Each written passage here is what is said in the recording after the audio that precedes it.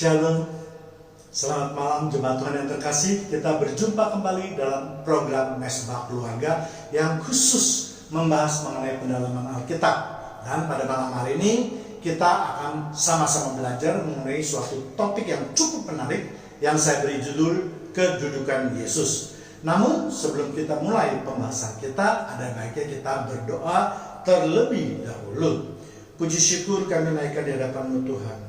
Sebagai ungkapan rasa terima kasih kami Tuhan atas semua kebaikan Tuhan, atas kemurahan Tuhan, atas kasih-Mu yang baru setiap hari Tuhan, atas berkat yang telah curahkan buat kami Tuhan, atas pertolongan Tuhan yang tidak pernah terlambat, dan atas perlindungan Tuhan yang sempurna di dalam kehidupan kami Tuhan. Pada kesempatan ini Tuhan, kami mau buka dan telinga hati kami Tuhan, sebagai seorang murid untuk mendengarkan sabda-Mu yang akan mengubah kehidupan kami. Mari Tuhan betul-betul lawat kami semua Tuhan, agar kami bisa lebih mengerti isi hati Tuhan dan juga menerapkannya di dalam kehidupan kita kami sehari-hari. Terima kasih Bapa yang di surga, terima kasih Tuhan Yesus. Kami sudah berdoa dan mengucapkan syukur dalam nama-Mu. Mari sama-sama yang siap untuk menerima kebenaran firman Tuhan, kita katakan amin. Sekali lagi shalom jemaat Tuhan yang terkasih. Kita akan segera memulai pembahasan topik kita malam ini ya. Selama ini yang menjadi perdebatan dari sebagian orang tentang kedudukan atau posisi Yesus, baik itu dari kalangan orang yang mengaku Kristen maupun dari orang yang di luar Kristen. Bagi orang yang mengaku Kristen, tentu tidak bisa diterima kalau mereka mengatakan bahwa Yesus hanyalah Tuhan, bahwa Yesus adalah penjelmaan daripada malaikat dan seterusnya. Inilah pengakuan daripada saksi Yehova yang oleh sebagian besar umat Kristen dianggap sesat. Seharusnya jika mereka mengaku Kristen, tentu harus mengakui Yesus adalah Tuhan dan Juru Selamat. Untuk alasan inilah jemaat Tuhan yang terkasih dapat melihat video yang telah saya buat, banyak videonya. Misalnya, apakah benar Yesus itu adalah Tuhan? Betulkah Yesus adalah Tuhan? Yesus adalah Tuhan baik di perjanjian lama maupun di perjanjian baru. Jadi mungkin ada 4-5 video yang memang sudah saya upload di YouTube ini ya. Sedangkan bagi mereka yang di luar Kristen, mereka menganggap Yesus adalah seorang nabi yang mereka biasanya sebut adalah Nabi Isa. Ya, jadi di mata mereka Nabi Isa hanya sebagai seorang nabi saja, tidak lebih daripada itu. Sehingga akhirnya akan menimbulkan polemik antara umat Kristen dengan umat di luar Kristen. Ya, sebenarnya kalau menurut saya polemik itu tidak perlu terjadi. Ya, umat Kristen mengatakan bahwa Yesus tidak sama dengan Nabi Isa akhirnya, ya, karena polemik yang tidak berkesudahan, maka akhirnya kita sebagai umat Kristen mengalah, ya. Jadi mengatakan bahwa oke, kalau demikian maka Nabi Isa yang ada di dalam kitab sucimu dengan Yesus yang ada di dalam Alkitab kami adalah dua sosok yang berbeda. Alasan bagaimana? Yang paling jelas mereka mengatakan bahwa yang disalibkan itu bukan Nabi Isa, tetapi orang yang menyerupai. Ya, ini sudah pasti beda. Ya, jadi jelas ini bukan Yesus atau Nabi Isa yang dulu memang dianggap sama. Ya, sedangkan bagi pengajaran orang Kristen, jelas Yesus harus disalib. Ya, dan ini bukan hanya sebagai fakta di dalam Alkitab saja, tetapi juga merupakan fakta sejarah. Artinya apa? Artinya penyaliban Yesus itu juga dicatat dalam sejarah orang-orang Yahudi. Atau minimal pada waktu itu banyak sekali orang Yahudi yang menyaksikan bahwa Yesus yang dari Nazaret itu benar disalibkan. Ya, begitu banyak penemuan arkeologi yang menunjang atau memperkuat pendapat tersebut. Jadi bila orang Kristen mengatakan Yesus disalib, itu bukan omong kosong, bukan hanya cerita-cerita membual saja, tetapi ini benar-benar fakta sejarah yang terjadi di dunia saat itu ya. Jadi sekali lagi bahwa penyaliban Yesus Kristus itu merupakan bagian yang terpenting dari iman orang Kristen. Sebab jika Yesus tidak disalib, maka itu berarti dosa-dosa manusia belum ditebus, ya. Atau juga dengan hubungan Allah dengan manusia masih menjadi perseteruan, ya. Sedangkan kebangkitannya merupakan bukti bahwa Yesus masih berkuasa atau Yesus sangat berkuasa atas maut. Ya, siapa yang bisa berkuasa atas maut? Pasti Tuhan. Jadi atau dengan kata lain, Yesus itu pasti Tuhan dan tidak diragukan sedikit pun. Ya, itulah pendapat-pendapat kita atau argumentasi-argumentasi kita yang selama ini kita kemukakan. Namun hari ini kita akan melihat apa pendapat Yesus tentang dirinya sendiri. Ya, selama ini kita berdebat hanya dari sisi manusianya saja. Kita tidak melihat dari sisi Yesus, ya. Nah, pada malam hari ini kita akan belajar, kita akan melihat bagaimana Yesus menempatkan dirinya atau memposisikan dirinya, ya, yaitu di Matius 16 ayat 13 sampai 20, ya. Dan kita akan membahasnya ayat per ayat sehingga kita akan mendapatkan suatu gambaran yang utuh. Yang pertama yaitu ayat pasal 16 ayat 13. Matius 16 ayat 13. Setelah Yesus tiba di daerah Kaisarea Filipi, ia bertanya kepada murid-muridnya, kata seorang, siapakah anak manusia itu? Jadi ketika Yesus akan memulai pembahasan mengenai dirinya sendiri, maka Yesus mengajak murid-muridnya ke suatu daerah yang disebut dengan daerah Kaisarea, yaitu di Filipi, ya. Yaitu suatu kota kecil yang terletak di kaki gunung Hermon. Kalau kita melihat peta, maka daerah tersebut terletak di sebelah utara daripada Danau Galilea atau di sebelah selatan daripada gunung Hermon, ya. Di daerah itu ada daerah yang tidak terlalu ramai atau kotanya kecil, ya. Kebanyakan orang di sana pun belum terlalu mengenal Yesus, ya. Jadi tujuannya Yesus mengajak murid-muridnya ke sana adalah karena biasanya kita tahu daerah jelajah Yesus itu ada sekitar daerah Galilea dan sekitar tanah Yudea. Dan kota-kota yang biasa dikunjungi oleh Yesus juga biasanya kita lihat di peta yang saya beri tanda centang merah itu kota Kapernaum, Kana, Betsaida, Nazaret, ya. Kemudian kalau kita lihat lagi di peta selanjutnya, yaitu yang lebih ke selatan lagi, yaitu kota Yeriko, Yerusalem, Betfage, Bethlehem, dan seterusnya. Dan itulah beberapa kota yang juga saya beri tanda centang merah itu, ya. Jadi sangat jarang sekali Yesus ke kota Kaisarea Filipi itu, ya. Namun kita tahu akhirnya justru di kota inilah yang merupakan cikal bakal penyebutan orang Kristen, ya. Jadi ketika Yesus mengajak murid-muridnya ke Kaisarea, Yesus mengajukan pertanyaan kepada murid-muridnya, apa kata orang tentang Yesus itu? Sengaja Yesus mengajak murid-muridnya ke tempat yang tidak ramai karena Yesus ingin mendapatkan jawaban yang jujur, yang netral, yang tidak dipengaruhi oleh tekanan ataupun pendapat orang banyak. Sedang jika pertanyaan itu ditanyakan misalnya katakanlah di kota Yerusalem, maka jawabannya pasti tidak netral, ya. Murid-muridnya akan merasa tertekan, takut dengan orang-orang Farisi, ahli-ahli Taurat, dan seterusnya, ya. Jadi jawaban yang diperoleh pun tentu tidak mencerminkan keadaan yang sesungguhnya. Karena yang saya katakan tadi, ya, di sana terlalu baik mata-mata yang mengikuti kemanapun Yesus pergi, ya. Jadi Yesus ingin mengetahui pendapat orang melalui murid-muridnya dengan jawaban yang netral, jawaban yang sesungguhnya, ya. Katakanlah Yesus sedang mengadakan survei kecil-kecilan, ya, gitu, ya. Jadi dengan tempat yang tidak terlalu ramai ini, maka kiranya murid-murid Yesus berani menyatakan pendapatnya secara terbuka dan jujur. Apa yang dikatakan banyak orang itu tentang Yesus. Kita lihat misalnya di Matius 16 ayat 14. Jawab mereka, ada yang mengatakan Yohanes Pembaptis, ada yang juga mengatakan Elia, ada juga yang mengatakan Yeremia atau salah seorang dari para nabi. Ya, kita akan lihat alasannya sekarang. Murid-murid Yesus mengatakan bahwa pendapat dari orang banyak tentang Yesus adalah beragam. Ya, ada yang menyamakan dirinya. Pertama tadi kita lihat Yohanes Pembaptis. Banyak orang yang menyamakan Yohanes Pembaptis dengan Yesus.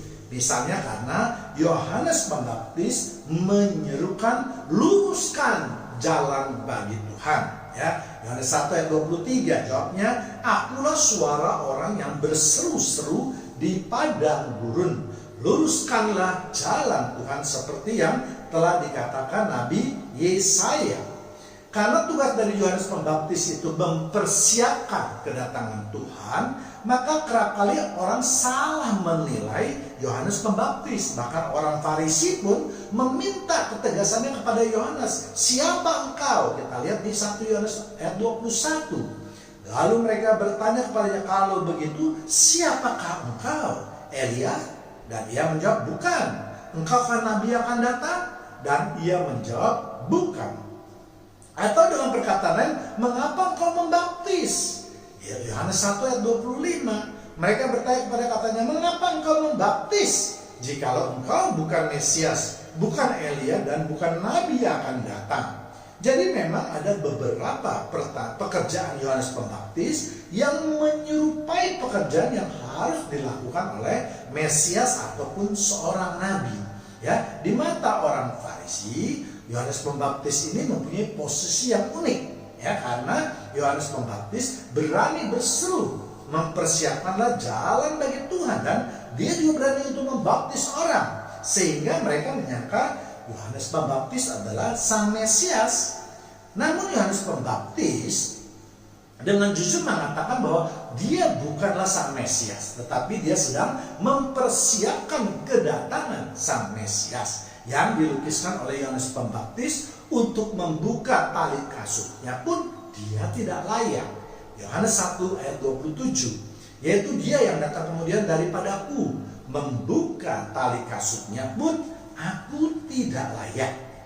Jadi karena ketidaktahuan masyarakat pada saat itu, sehingga banyak orang yang menyangka Yohanes Pembaptis itu adalah Yesus atau sebaliknya. Ya, karena keduanya juga berbicara tentang pertobatan dan kerajaan sorga yang sudah dekat. Ya, Matius 3 ayat 2, bertobatlah sebab kerajaan sorga sudah dekat. Sedangkan Yesus juga mengatakan hal yang sama. Matius 4 ayat 17, sejak waktu itulah Yesus memberitakan, bertobatlah sebab kerajaan sorga sudah dekat.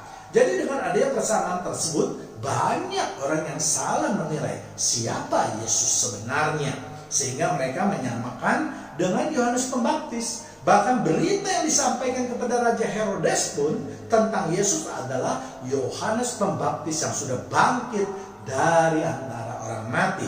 Matius 14 ayat 2. Lalu ia berkata kepada pegawai-pegawainya, inilah Yohanes Pembaptis, ia sudah bangkit dari antara orang mati, dan itulah sebabnya kuasa-kuasa itu bekerja di dalamnya. Ya, kemudian ada juga mengatakan Yesus adalah Nabi Elia, karena mukjizat yang dibuatnya itu mengingatkan orang Yahudi akan kebesaran daripada Nabi Elia. Ya, Nabi Elia itu sangat dikenal oleh masyarakat Yahudi pada saat itu karena berbagai mukjizat yang dilakukannya. Misalnya dia bisa membunuh 400 Nabi Baal, sehingga ia menegakkan kuasa Allah. Atau membuat mukjizat tepung dan minyak yang tidak pernah habis dari rumah seorang janda. Bahkan Nabi Elia juga membangkitkan putranya. Ya, apalagi juga karena ada nubuatnya di Matius 4 ayat 5, sesungguhnya aku akan mengutus Nabi Elia kepadamu menjelang.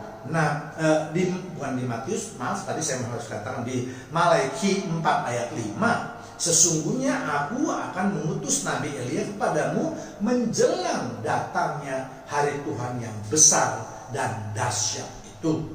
Karena adanya nubuat tersebut, maka banyak orang yang menyangka Yesus adalah penjelmaan dari Nabi Elia. Ya, padahal jelas yang dimaksudkan Nabi Elia itu adalah Yohanes Pembaptis. Ya, Matius 11 ayat 13 sampai 14. Sebab semua nabi dan kitab Taurat bernubuat hingga tampilnya Yohanes. 14. Dan jika kamu mau menerimanya, ialah Elia yang akan datang itu.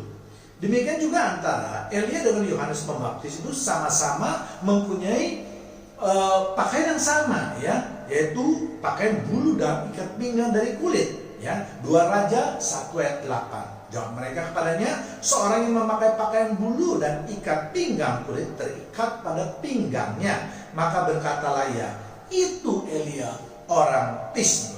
Atau kita lihat sekarang di Yohanes Pembaptisnya, ya. Matius 3 ayat 4. Yohanes memakai jubah bulu unta dan ikat pinggang kulit, dan makanannya belalang dan madu hutan. Jadi memang ada banyak persamaan antara Nabi Elia, Yohanes, dan Yesus. Demikian juga kalau ada yang menamakan Yesus dengan Nabi Yeremia atau nabi-nabi lainnya. Karena memang Yesus sering memberitakan firman Tuhan. Sehingga orang-orang Yahudi menganggap Tuhan kembali berfirman melalui Yesus. Ataupun mukjizat-mukjizat yang luar biasa yang diperbuat Yesus. Itu juga bisa mereka persamakan atau mereka teringat kepada nabi-nabi besar mereka yang hidup pada zaman dahulu. Jadi kita tidak usah heran kalau memang banyak orang ketika itu belum mengetahui siapa Yesus sebenarnya. Apalagi kita harus memakluminya, pelayanan Yesus itu baru seumur jagung. Mungkin pada waktu itu pelayanannya baru memasuki tahun kedua, ya, sehingga belum banyak orang yang mengenal siapa Yesus sebenarnya. Sedangkan kalau untuk nabi-nabi yang tadi saya sebutkan, yaitu nabi-nabi besar, orang-orang Yahudi, maka mereka pasti mengenalnya karena mereka sudah menjadi nabi atau melakukan pelayanan itu puluhan tahun. Sehingga dari cerita turun-temurun itulah maka mereka tahu persis bahwa nabi-nabi besar itu adalah yang tadi saya sebutkan, ya. Namun yang menarik adalah apa jawaban Yesus atau bagaimana reaksi Yesus terhadap jawaban orang banyak, ya. Ternyata Yesus tidak memberikan tanggapan ataupun memaksa mereka untuk mengakui Yesus sebagai Sang Mesias ataupun Tuhan. Yesus mengetahui bahwa ada suatu pekerjaan yang besar, namun sia-sia untuk menyatakan diri Yesus sebenarnya di antara mereka yang tidak mengenalnya. Toh mereka juga tidak akan berpengaruh terhadap iman dari para muridnya ataupun orang yang percaya kepadanya, ya. Jadi sikap inilah yang juga harus kita contoh atau menjadi panutan kita. Bagi mereka yang tidak beriman kepada Yesus, maka kita tidak usah memaksa pendapat ataupun pengajaran kita, ya. Terserah mereka mau mengatakan apa posisi Yesus. Yang terpenting adalah, ya, kalau bisa jangan menghina Yesus, ya. Kalau Yesus mau dikatakan rabi, it's okay menurut mereka, ya. Makanya kalau kita lihat di perdebatan di YouTube yang mempertanyakan posisi Yesus antara agama Kristen dengan agama di luar Kristen, sebenarnya ini mubazir, ya, sama sekali tidak ada berguna, ya. Yang ada sebagian malah terjadi pertengkaran yang hebat, bahkan ada yang sampai dilaporkan ke polisi, ya. Jadi kalau kita bisa membaca atau mengetahui pengajaran Yesus dalam Alkitab ini, seharusnya hal yang tadi saya sebutkan itu tidak perlu terjadi, ya. Biarkan saja mereka, terserah. Yang penting kita beriman, ya. Toh kalau mereka tidak beriman, apapun yang kita katakan percuma. Sama seperti kita. Kalau kita tidak beriman kepada misal katakanlah nabi mereka, apapun yang mereka katakan kita tidak akan berpengaruh, ya.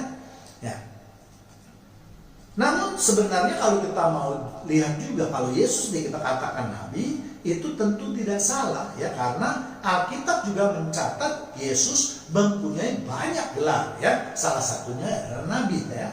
Sebenarnya yang tadi saya katakan, gelar Yesus itu banyak sekali, ya. Tetapi yang terpenting, Yesus bukanlah nabi biasa, ya.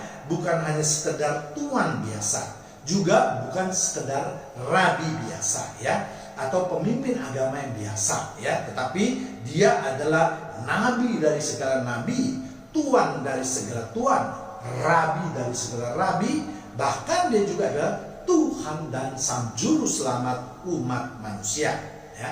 Kemudian kita akan melihat pada ayat selanjutnya lagi, itu di Matius 16 ayat 15 sampai 16. Lalu Yesus berkata kepada mereka, "Tetapi apa katamu, siapakah aku ini?" 16. Maka jawab Simon Petrus, "Engkau adalah Mesias, Anak Allah yang hidup." Inilah menarik perhatian kita ya. Yesus memang tidak terlalu peduli dengan anggapan atau komentar orang terhadap dirinya. Tetapi Yesus ingin memastikan dari murid-muridnya. Untuk itulah Yesus bertanya kepada mereka, "Siapa aku menurut pendapat kalian?" Ya, dan kita lihat apa yang dikatakan murid Yesus. Mereka mengatakan bahwa Yesus adalah Sang Mesias, Anak Allah yang hidup. Memang ada sebagian orang yang memperdebatkan kembali lagi, yang mengatakan Yesus kan hanya Mesias, bukannya Allah. Ya, memang kita tahu arti dari Mesias adalah yang diurapi atau yang berkenan di hadapan Allah. Dan banyak juga tokoh-tokoh di dalam Alkitab diurapi oleh Tuhan. Misalnya imam-imam yang bekerja di mezbah atau altar Tuhan, karena memang mereka harus kudus, maka diurapi. Ya, atau Harun yang merupakan pemimpin imam yang besar, ya, Eliab, Saul, Daud, dan seterusnya.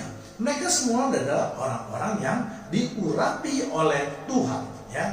Tetapi ternyata pernyataan Simon Petrus itu tidak hanya berhenti di sana saja. Dia melengkapi dengan Anak Allah yang hidup, ya. Jadi seringkali kita hanya menyatakan bahwa Yesus adalah Sang Mesias, ini lemah. Tetapi kita harus katakan yang lengkap, ya, bahwa Yesus sebagai Sang Mesias, dia adalah Anak Allah yang hidup, ya. Kalau dia mengatakan dia Anak Allah, itu berarti dia menyamakan dirinya dengan Allah. Yohanes 5:18b. Tetapi juga karena ia mengatakan bahwa Allah adalah Bapaknya sendiri, dan dengan demikian menyamakan dirinya dengan Allah. Jadi Petrus yang merupakan orang Yahudi tahu bahwa dengan menyebutnya sebagai Anak Allah yang hidup, itu berarti Yesus sama seperti Allah yang menjelma menjadi manusia. Sebab Allah adalah berbentuk roh, sedang Yesus adalah berbentuk manusia. Dan sebagai konsekuensinya, Yesus juga harus mempunyai kuasa seperti Allah. Karena ya tadi dikatakan ia menyamakan dirinya dengan Allah. Makanya untuk itu dia harus membuat berbagai mukjizat untuk memperlihatkan kepada orang banyak, teristimewa kepada murid-muridnya, bahwa dia mempunyai kuasa yang sama seperti Allah, yang tidak bisa diperbuat oleh orang lain.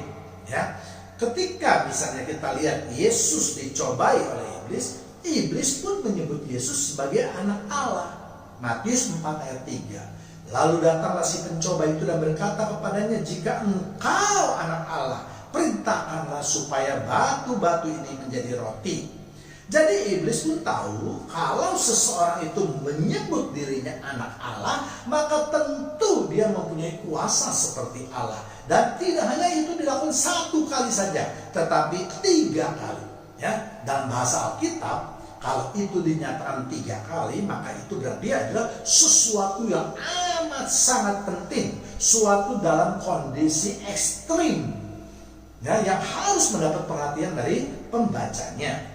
Jadi kalau Alkitab sudah memberikan contoh bagaimana kita sebagai murid harus bersikap ketika ditanya siapakah Yesus atau apa posisi Yesus sebagai murid dan menyebut dirinya orang Kristen, tentu kita harus melakukan apa yang dilakukan oleh Simon Petrus tadi. Kita harus atau wajib mengikuti apa yang diperintahkan oleh Alkitab atau apa yang sudah dipertontonkan atau dicontohkan di dalam Alkitab. Ya, itu harus kita lakukan. Kalau murid-murid Yesus mengatakan Yesus adalah Sang Mesias dan Anak Allah yang hidup, atau berarti Tuhan itu, kita sebagai orang Kristen juga harus menyatakan hal yang sama. Ya. Jadi kalau ada orang yang mengaku Kristen, tetapi ketika ditanya siapa Yesus itu, lalu memberikan jawaban yang lain daripada itu, maka dia harus dinyatakan orang Kristen abal-abal atau orang Kristen yang sesat. Ya, apalagi jawaban yang diberikan bertentangan dengan jawaban yang di Alkitab berikan. Ya, Misalnya kita sudah tahu golongan sesat saksi Yehova. Ya jelas mereka telah menista agama Kristen atau mereka sebenarnya antikris. Ini sudah saya bahas. Lihat di video saya yang lain. Ya yang tadi saya sebutkan mengenai apakah Tuhan Yesus, apakah saksi untuk jawaban untuk saksi Yehova, jawaban untuk Zakir Naik dan seterusnya ya. Karena mereka memberi jawaban yang tidak salah, bahkan berlawanan dengan Alkitab. Alkitab mengatakan Yesus adalah Sang Mesias, Anak Allah hidup. Mereka menurunkan posisi Yesus menjadi hanya sebagai Tuhan, hanya sebagai penjelmaan daripada malaikat. Jelas ini adalah suatu penghinaan atau penistaan ya.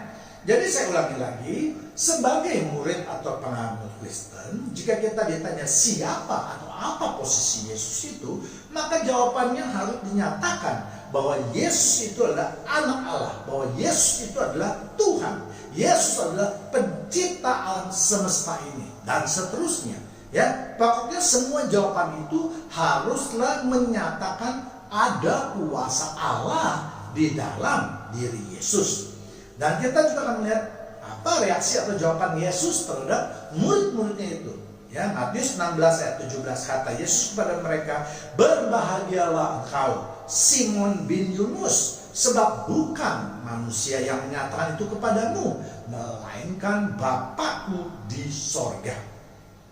Yesus mengatakan bahwa berbahagia Simon sebab pernyataan itu bukan dari manusia, tetapi dari Bapa yang ada di sorga. Artinya, jika kita mengatakan itu bahwa Yesus adalah anak Allah, maka itu berarti mereka mengatakan kalimat itu bahwa mereka yang percaya akan Bapa yang ada di sorga itu sedang sebagai hadiahnya, maka kita akan memperoleh kebahagiaan.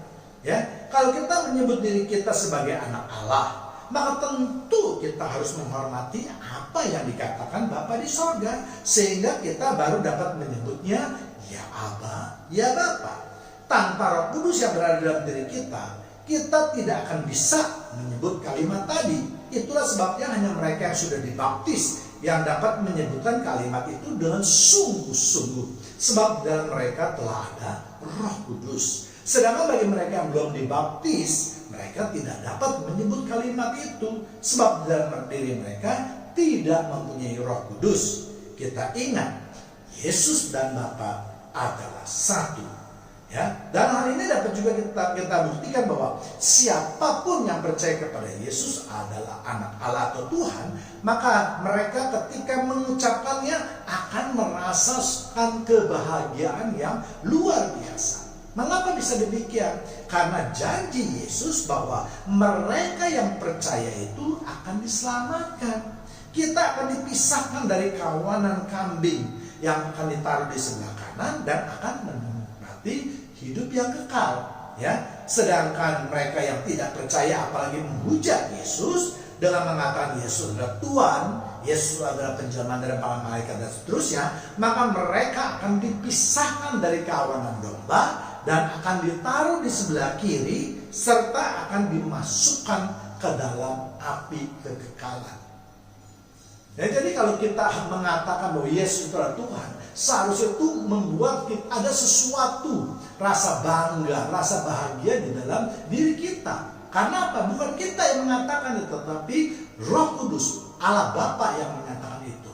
Ya. Jadi sekali lagi, jika kita melihat adanya hubungan antara Yesus dengan Bapa, inilah yang membuktikan bahwa Yesus adalah anak Allah. Sebab hubungan antara anak dan Bapa pasti terjalin dengan erat, dan hal ini terbukti apabila seorang manusia mengakui Yesus sebagai anak Allah, maka Bapa yang di sorga akan bertindak untuk memperkuat pendapat tersebut.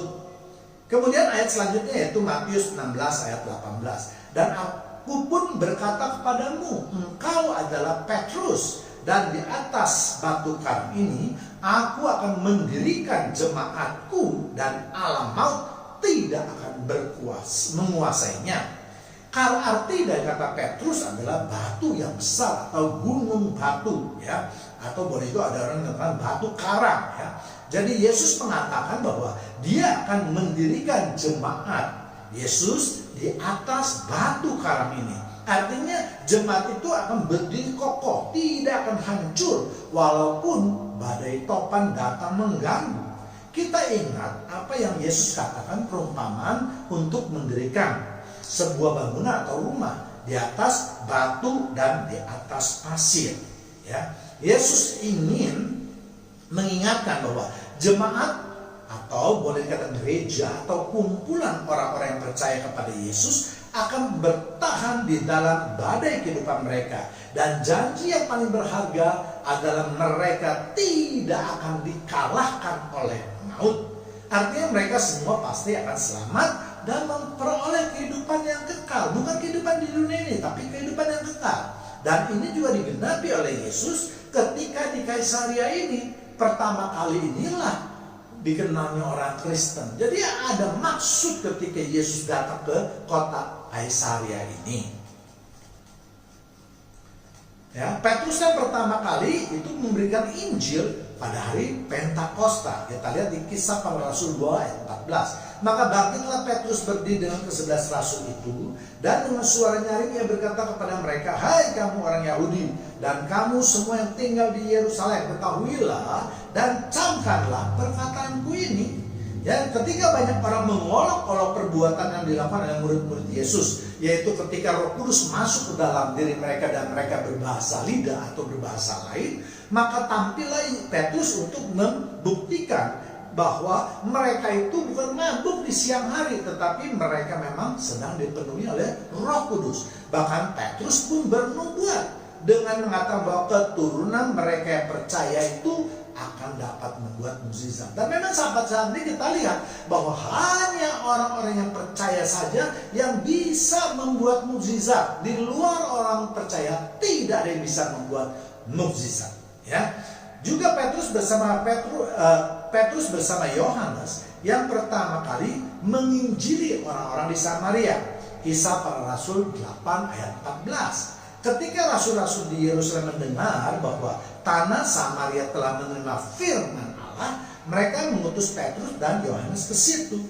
Kita tahu bahwa orang-orang Samaria kerap kali menolak orang Yahudi, bahkan boleh dikatakan mereka berseberangan. Tetapi Petrus bersama Yohanes memberanikan diri untuk memberitakan Injil dan membaptis mereka dengan Roh Kudus. Itulah perbuatan-perbuatan ajaib yang dapat mereka lakukan karena mereka percaya akan dahsyatnya nama Yesus. Ya, jadi kalau mereka itu bukan orang percaya, tentu ketika mereka melakukan sesuatu di daerah lawan mereka, maka mereka pasti bisa dianiaya, mungkin bahkan bisa dibunuh. Ya, tetapi ternyata kita lihat bahwa Petrus dan Yohanes yang merupakan orang Yahudi dapat melakukan tugasnya dengan baik untuk memberitakan Injil, untuk membaptis orang-orang di Samaria. Ya. Kemudian kita lihat juga Petrus merupakan orang pertama yang memberitakan Injil di luar orang Yahudi. Jadi kalau kita lihat sejarahnya, Simon Petrus ini memang pertama-tama dia menginjili orang-orang di sekitar dia, yaitu orang-orang Yahudi. Ya. Kemudian setelah orang Yahudi selesai, maka dia keluar lagi, yaitu orang-orang Samaria. Setelah orang Samaria selesai, dia keluar lagi memberitakan Injil kepada orang-orang non-Yahudi. Demikian juga kita saat ini. Kalau kita ingin menginjili orang, yang pertama harus kita lakukan adalah kita menginjili orang-orang di sekitar kita dulu, keluarga kita, saudara besar, keluarga besar kita dulu, ya kan? Setelah itu baru lingkungan kita, setelah itu baru makin lama makin luas, ya. Kemudian kita lihat juga misalnya di Kisah Para Rasul 10 yang tadi saya katakan bahwa Petrus atau Simon Petrus itu menginjili orang-orang Yahudi. Ya, tentu memberitakan Injil pada saat itu bukanlah hal yang mudah yang tadi saya katakan, ya. Bahkan nyawa menjadi taruhannya. Karena pada waktu itu banyak orang yang menolak Yesus, bahkan menganggap Yesus adalah sesat karena dia mempersamakan dengan Allah, mempersamakan dirinya dengan Allah. Sehingga perbuatan Petrus itu dapat dikatakan nekat. Itulah nubuat Yesus yang mengatakan Petrus sebagai batu karang. Artinya Petrus tidak akan mudah goyah oleh sebab apapun juga. Dan itu telah dibuktikan juga oleh Petrus. Ya. Penafsiran lain boleh juga dikatakan bahwa impian Petrus sebagai murid Yesus adalah memperoleh jemaat yang besar atau banyak orang yang diinjili atau banyak orang bertobat. Karena inilah kerinduan utama mereka dalam penginjilan atau pemberitaan Injil. Dan Yesus pun tanpa diminta oleh Petrus langsung menjanjikan atau memberikan apa yang menjadi kerinduan dari Petrus. Demikian juga hal ini akan terjadi pada diri kita.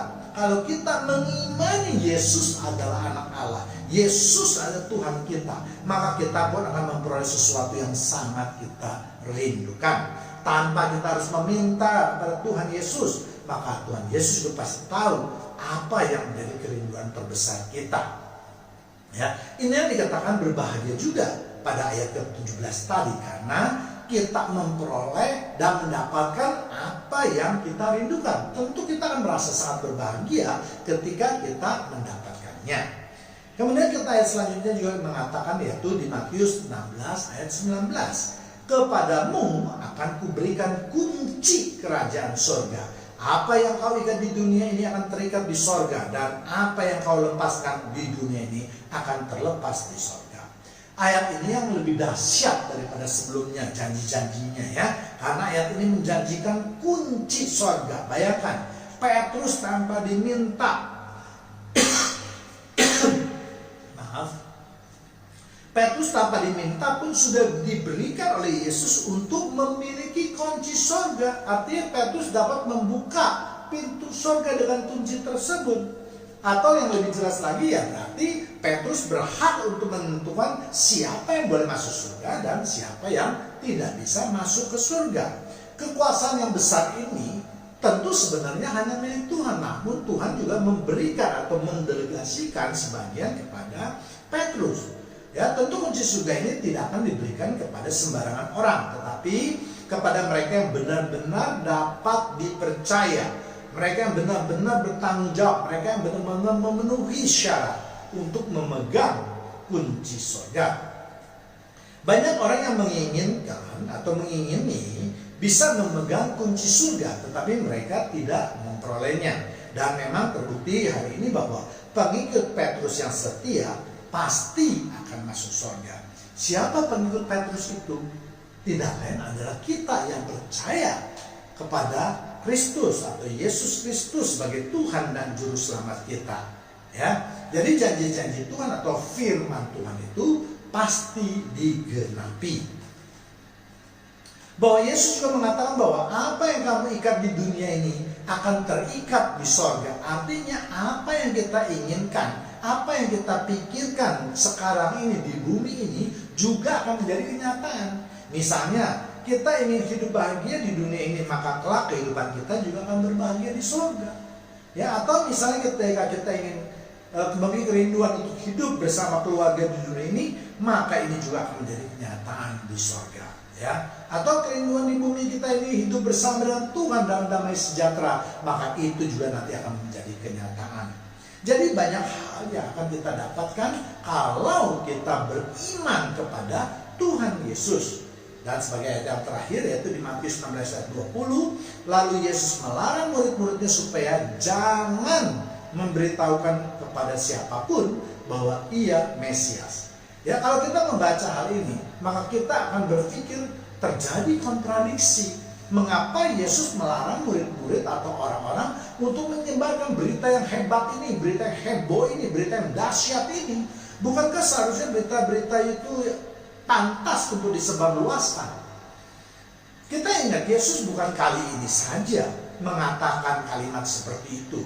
Seringkali juga Yesus ketika menyembuhkan orang sakit, berbuat suatu mukjizat, Yesus selalu mengingatkan kepada mereka bahwa jangan memberitahukan hal ini kepada orang lain. Ya, apa maksudnya? Apa yang diinginkan Yesus dengan melarang perbuatan ini? Ya, kalau kita bisa lihat mungkin ada beberapa hal yang harus kita perhatikan. Yang pertama yaitu Yesus tidak ingin orang percaya karena suatu hal, misalnya karena mukjizat. Ya, banyak orang yang mengikuti Yesus karena ingin mendapatkan sesuatu, apakah itu mukjizat kesembuhan, apakah mukjizat lainnya, atau sekedar membela diri, ataupun mencari berkat. Ya, Yesus ingin murid-muridnya percaya itu bukan karena melihat, tetapi kita hidup karena percaya. 2 Korintus 5 ayat 7. Sebab hidup kami ini adalah hidup karena percaya, bukan karena melihat. Sekarang ini banyak pengikut Yesus yang berharap akan memperoleh suatu berkat atau mukjizat. Berharap, ya itu saja boleh menurut saya. Tetapi kalau ini dijadikan landasan dari iman kita, maka kiranya iman yang dibangun atas dasar ini akan mudah goyah. Untuk lebih jelasnya mungkin jemaat Tuhan yang terkasih dapat melihat video saya yang lain yang saya beri judul hubungan antara iman dan mukjizat. Ya, itulah sebabnya Yesus tidak memperbolehkan mereka yang pernah mendapatkan berkat ataupun mukjizat untuk menyebarkannya. Namun yang sekarang terjadi adalah sebaliknya. Ya, kita lihat banyak sekali kesaksian-kesaksian yang berlandaskan iman yang melihat. Misalnya disembuhkan dari suatu penyakit yang berat, ditolong dalam keadaan genting, dibebaskan dari utang-utang kita dan seterusnya. Sekali lagi saya katakan memohon itu tidaklah salah. Memohon berharap itu boleh-boleh saja, sah-sah saja ya. Tetapi yang tidak boleh adalah menjadikannya sebagai landasan dari iman kita. Artinya kalau kita sudah tidak mendapatkan berkat ataupun mukjizat lagi, ya maka kita akan lari lagi ke tempat lain. Itulah sebabnya juga banyak orang percaya yang berpindah-pindah ke gereja. Mereka bukan mencari Tuhan, kalau Tuhan yang dicari itu sama. Di gereja A sampai gereja Z, semua Tuhannya sama. Tetapi mereka mencari berkat, mereka mencari mukjizat. Ya, kemudian yang kedua yaitu nama Yesus tidak untuk diobral. Ya, banyak pengkhotbah ataupun pendeta sekarang menjual nama Yesus dengan sangat murah. Mereka seperti menjual obat di pinggir jalan. Apapun mereka berani janjikan walaupun tanpa ayat pendukungnya. Kita dengar saja. Banyak sekali pengkhotbah yang menyatakan pendapatnya tanpa didukung dengan ayat dalam Alkitab. Memang pernyataan mereka itu sekilas kalau kita pikirkan dengan logika kita itu memang benar. Tetapi apa yang dipikirkan oleh manusia tidak sama dengan apa yang dipikirkan oleh Allah. Ya, jadi jemaat Tuhan yang terkasih, hati-hati di dalam mendengarkan khotbah ini. Ya, terutama khotbah-khotbah yang seringkali menyenangkan telinga kita. Ya, apalagi mereka juga terus mengajarkan teori-teori kemakmuran bahwa ikut Yesus itu pasti hidupnya enak, bisa mewah. Ya, ataupun mungkin berita-berita tentang mukjizat. Itu si A sudah diberkati, dia mendapatkan mukjizat. Dia mendapatkan penyakit yang berat, terus ditolong, disembuhkan oleh Tuhan dan seterusnya. Ya, atau pengkhotbah yang mengatakan semalam saya bertemu dengan Tuhan. Ya, Tuhan berbicara kepada saya dan seterusnya dan seterusnya. Inilah tanda-tanda mereka yang menjual obat. Hal-hal inilah yang juga merusak nama orang Kristen atau agama Kristen, merusak nama Yesus Tuhan kita. Seharusnya nama Yesus itu adalah nama yang sakral, karena Tuhan. Bukankah di dalam 10 perintah Allah sudah dinyatakan jangan menyebut nama Allahmu dengan sembarangan. Ya, memang saya mau katakan menuai jiwa itu penting, tetapi proses untuk mendapatkannya juga sangat penting. Yesus tidak inginkan hanya kuantitas saja, tetapi juga kualitas. Kalau hanya kuantitas yang menjadi target, maka tentu Yesus pun tidak hanya mengangkat 12 rasul, tetapi mungkin 1000 rasul, mungkin 100.000 rasul. Ya, dan kita bisa lihat hasilnya. Kebanyakan tuai yang dituai oleh orang-orang pengkhotbah yang saya sebutkan tadi adalah belum menguning, artinya belum matang orangnya. Ya, orang-orang dituai ini hanya percayanya sedikit saja karena dia mendengar akan mendapatkan sesuatu. Ya, mereka belum sungguh-sungguh percaya. Sebagian hanya ikut-ikutan saja. Kalau disuruh ke gereja ya dia ke gereja. Disuruh baca firman mungkin dia baca firman, tetapi dia nggak mau merenungkannya, dia nggak mau melakukannya. Disuruh menguji ya hanya di bibir saja. Dia tidak pernah merasakan hadirat Tuhan. Nah, hal-hal inilah yang saya sebutkan dengan ikut-ikutan. Ya, seharusnya mereka tidak boleh seperti ini. Ya. Kemudian yang ketiga yaitu dengan menyebarkan berita mukjizat ataupun pemberian berkat, maka orang itu akan tertarik untuk mengikuti Yesus, bukan karena percaya. Sekali lagi ya, Jadi orang yang datang atau percaya kepada Yesus ini hanya akan menambah masalah di kemudian hari. Ya, kita lihat banyak sekali jemaat atau orang Kristen yang kecewa. Karena apa? Karena imannya tidak dibangun di dalam gereja, karena imannya tidak terus dipupuk sehingga menjadi kuat. Di gerejanya dijanjikan rayon-rayon gombal, janji-janji palsu yang diumbar. Ini yang tadi saya sebutkan, menjual Yesus. Ya, seperti tukang obat. Banyak sekali kita lihatnya di YouTube. Ya, karena mereka kebanyakan itu menuntut hak mereka. Tidak jarang juga kita dengan khotbah yang mengatakan bahwa kita ini anak Allah, kita ini berhak untuk menuntut warisan. Bukan main gitu ya. Aduh, anak itu tidak boleh menuntut warisan. Warisan itu diberikan oleh yang punya. Ya kan, tidak boleh kita menuntut-tuntut. Ya kan, misalnya bapakmu kaya terus kamu nuntut meminta warisan pada bapakmu. Ya itu artinya apa? Kalau kamu mau minta bapakmu, itu artinya kamu mengharapkan bapakmu cepat mati. Durhaka kamu kalau mengajarkan hal yang seperti itu. Ya kan, warisan tidak perlu diminta. Tuhan kita itu dalam maha baik. Dia pasti pada waktunya akan memberikan apa yang kita butuhkan. Tuhan memberikan apa yang tidak pernah kita lihat, tidak pernah kita pikirkan. Itulah yang disediakan oleh Tuhan. Ya, jadi saya kalau mendengar khotbah-khotbah seperti itu muak rasanya. Ya karena apa? Ya itu seperti Tuhan jual obat. Akhirnya banyak orang kecewa. Dia tidak kecewa kepada pendeta atau pengkhotbah, dia kecewa kepada Tuhan. Ini juga salah. Ya, padahal Tuhan tidak pernah menjanjikan apa-apa.